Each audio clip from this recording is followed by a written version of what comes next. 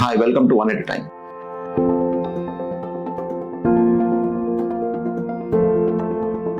శ్రీనివాస్ గారు ఒంగోలు నుంచి మెసేజ్ చేశారు, మా బాబుకి మోషన్ లో బ్లడ్ పడుతుంది, దీనికి ఎటువంటి ట్రీట్మెంట్ చేసుకోవాలి?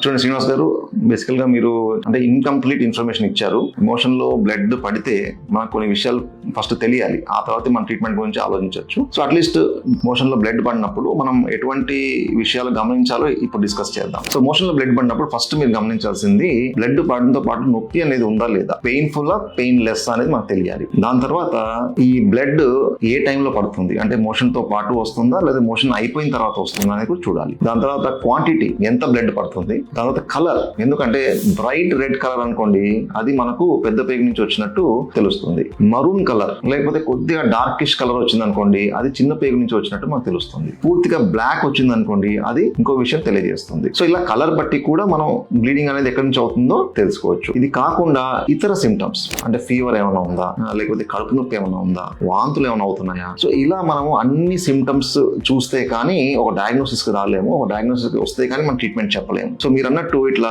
ఒక లైన్ లో ట్రీట్మెంట్ చెప్పడం కష్టం.